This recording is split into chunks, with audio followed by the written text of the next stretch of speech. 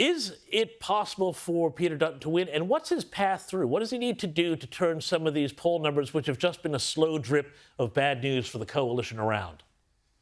Look, there's a number of things to unpack with that, James. It's a really interesting question. Somewhere at some point in time, there is going to be some pollsters that are either spectacularly right or spectacularly wrong.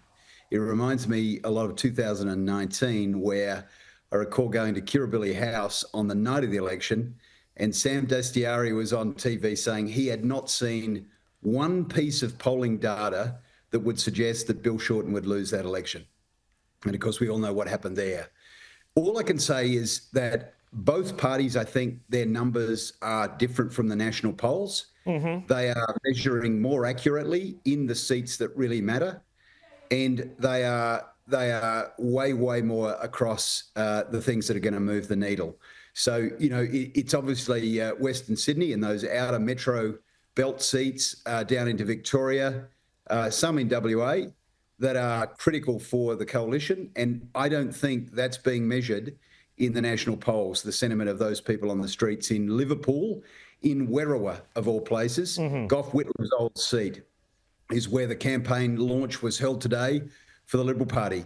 So the concerns there, the bread and butter issues, and you've seen it with housing, you've seen it with a tax cut, you've seen it with the ute tax stuff. These are all things that are going to move the needle, not some of the stuff that the national press want. Yeah, and look, these are the bread and butter issues, and these are the things people want to be talking about, cost of living. But Darren, you've been inside the room, and I want to turn this question around onto you.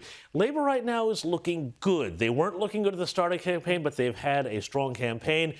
Anthony Albanese has come across far more prepared and professional than he did, I think, in 2022.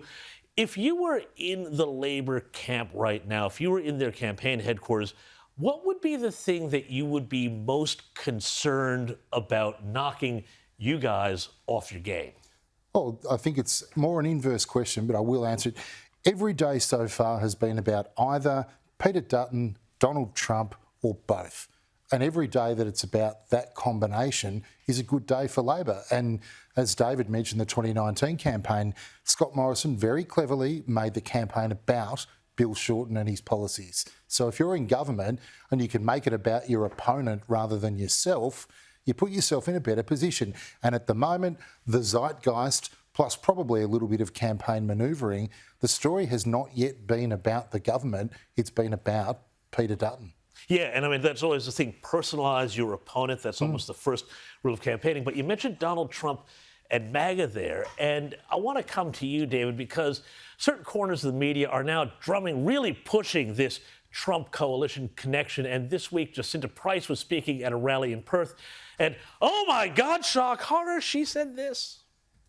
I'm so proud to be able to stand beside and to ensure that we can make Australia great again, that we can bring Australia back to its former glory, that we can get Australia back on track.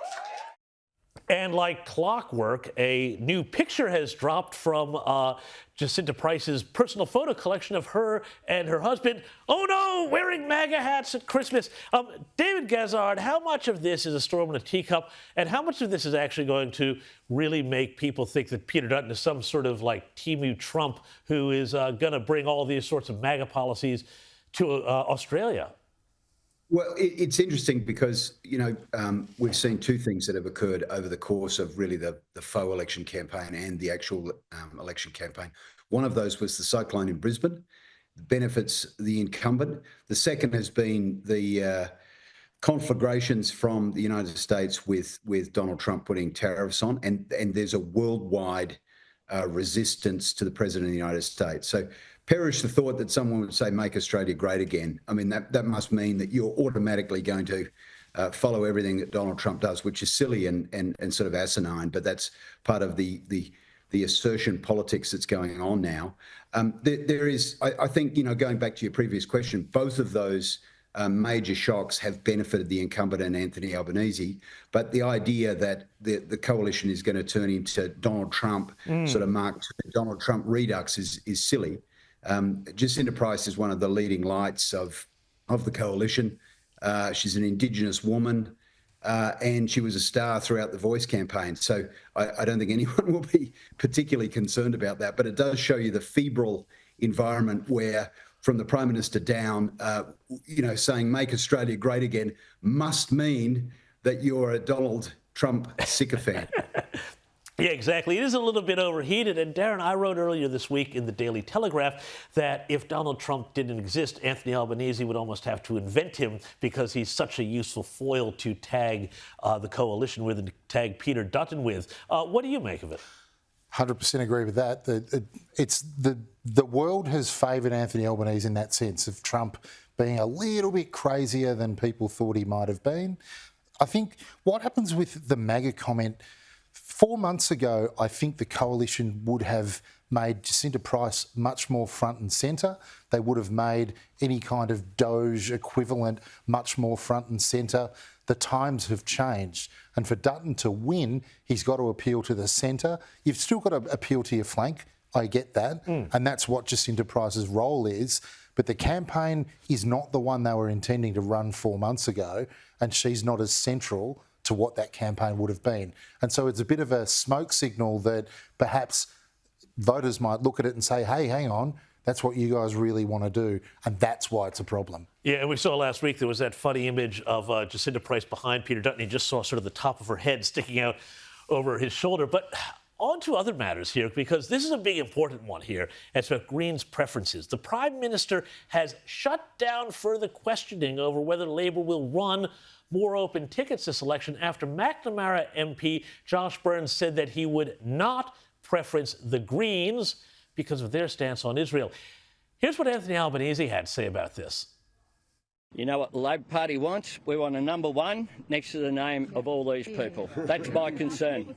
That's my concern. If people put a number one next to Labor and we finish first or second, all the rest doesn't matter. David Gizzard, I think that this is a huge weakness for Labor right now, that people don't know what they're going to wind up getting because they still don't really rule out, some sort of alliance or something. And people with long memories will remember what happened in 2010 with Julia Gillard and the Greens. And it goes back further than that, James. But let's be very clear about this. It is a position we're in now where the Labor Party may be governing with a party that is in full support of Hamas and Hezbollah, and is quite outspoken in that. And so what Josh Burns, a Jewish man in the seat of McNamara, has done is said he's running a split ticket. Now, contrast the position of the Labor Party in 1998, 2001, 2004, and on. It's only really now become acceptable for the coalition to take the preferences of One Nation or to do a preference exchange with One Nation, because Pauline Hanson had the temerity to say back in the 90s, in 1996, that Australia was flooded with Chinese or Asian immigration. That was what she said. We now have the Prime Minister of this country shutting down debate about doing a preference deal with a party that supports prescribed terrorist outfits. So you can see how far this country has come, and you can see the mental gymnastics that the Labor Party is doing in this campaign. And why?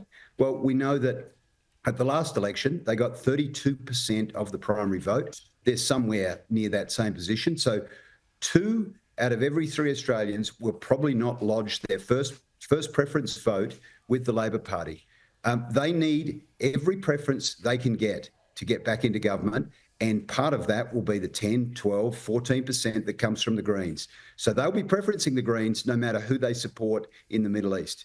Well, yeah, and Darren, this does seem to be kind of an Achilles heel here for Labor.